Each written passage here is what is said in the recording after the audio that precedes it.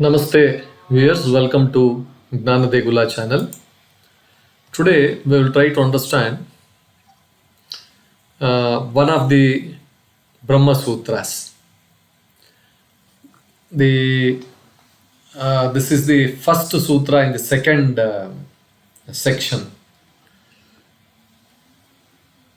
The sutra goes like this: Sarvatra Prasiddhopadeshat.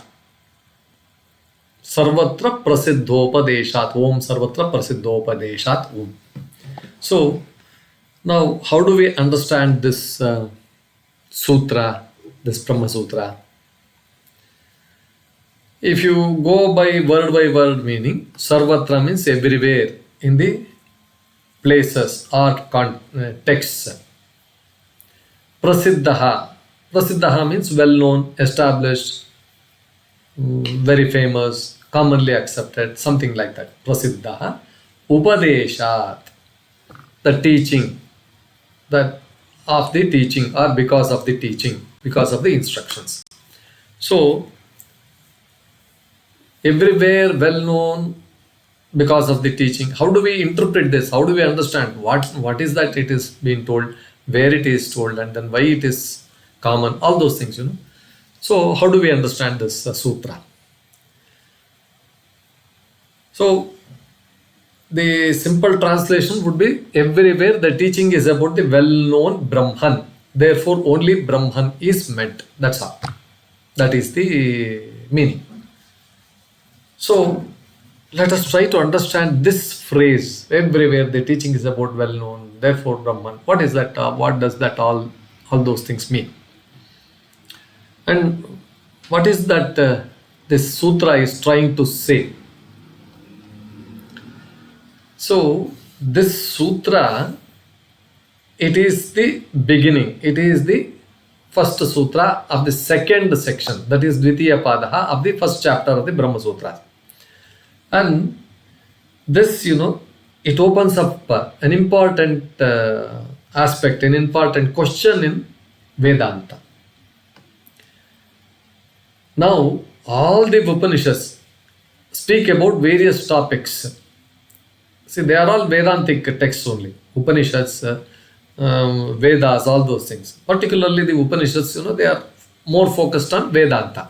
So, all the Upanishads, they speak of Vedanta. While speaking of Vedanta, they speak about various topics. So, they speak about various topics like what? Like space, Akasha, air, fire, Agni, Prana, life force, Jyoti, Manas, mind. All those things they start describing. So, now a question arises, when they start describing all these things, why should they describe those things? Are they describing different gods, different aspects, or different deities, different gods like this, When they speak of space, Akasha, space, Akasha might be a god, air, Vayu Putra, Vayu, Agni, all those things.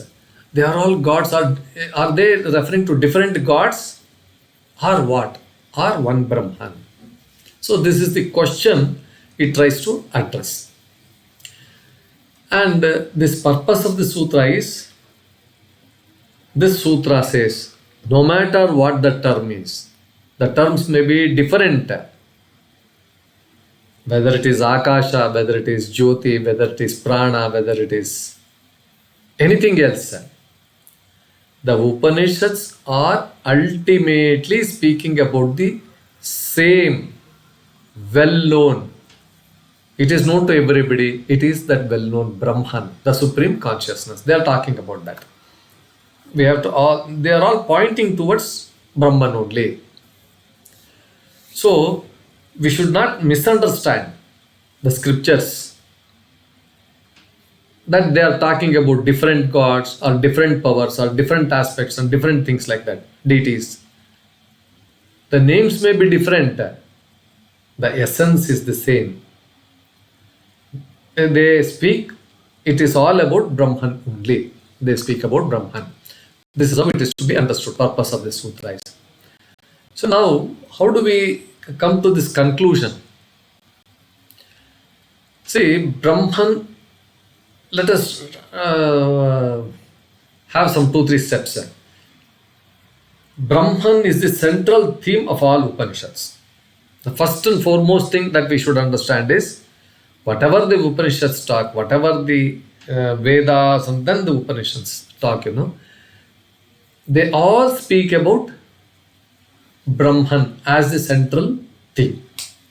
All major Upanishads speak about one infinite, formless, nirguna, Brahma, consciousness, reality called Brahman. This is the first aspect. And this Brahman is described in so many ways. And one way is Sat Chit Ananda, existence. Sat means it is there. Chit means consciousness. Chitta. Ananda is bliss. So Brahman is Sat Chit Ananda. This is the first step to understand. The second step is, some Upanishads use different symbols or words. So one Upanishad may call Brahman as Jyoti, Jyotir Brahma. Jyoti, inner light, inner consciousness. Antar Jyoti. Like this, he may call it. Another may call it Akasha. Oh, Akasha, it is all spread across Akasha, space. Or it might also call Vaishwanara, the Agni, Prana-Agni. Prana-Agni Samyogadi Janisida. Like this, there is one song also there. Prana-Agni Samyogadi Janisida Pranavanada Swarupini. Like this, it goes in one of the songs. Anyway. So, what I am trying to tell you is that it is, the Brahman is expressed in different words. Jyoti, Akasha, Vaishwanara, cosmic fire. These are not separate gods. These are not separate entities there. They are indirect descriptions of the same ultimate truth. They are all indirect descriptions. Now the third step is Prasiddha. That means Brahman is well known. He is Prasiddha. He is known to everybody. It is the universally accepted idea of the Supreme Being across the Vedas, in the Vedas. So whenever something grand, infinite, subtle, so many, in whatever way it is described as the cause of this universe, this is the cause of them, it is safe to conclude that it is Brahman. This is how it is to be understood, this sutra. So there are some examples from the Upanishads also. Chandogya Upanishad says, all this is Brahman. From it all beings are born. In it they live, into it they merge. They have come out from this Brahman and they go back to this Brahman. That is how it is. Taittiriya Upanishad also says, Brahman is that from which all beings are born, all existing beings, and whatever you name, they are born, by which they live. It adds one more step, by which they live and into which they dissolve. At the end, they go back to that. This is Taittiriya Upanishad says. So, though the wordings may differ, everywhere the Upanishads point to this one, this is that ultimate truth. So, what is the spiritual significance for the seeker here? It is clearly saying that don't get confused by many names or terms or forms or whatever you call it. Behind different forms, behind different concepts, there is one essence, there is one core thing, that is Brahman.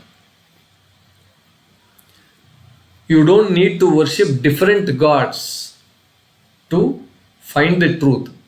You don't have to go to this god, that god, this goddess, that goddess. You don't have to go to any different this thing, worship or in whatever form you. To find the truth, you don't have to do that.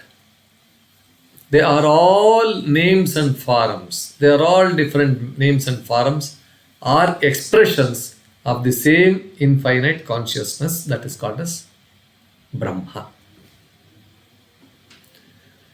So how do we go further? Further it says, meditation and understanding, meditating and understanding for the buddhi, it should go beyond symbols.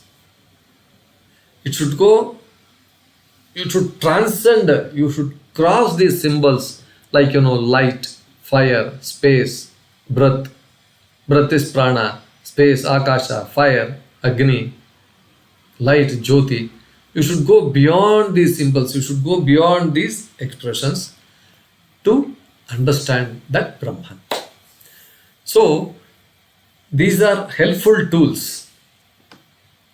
Of course, these are all helpful tools, light, fire, that, meditation, all those things in beginning, But the goal is to realize the one unchanging truth.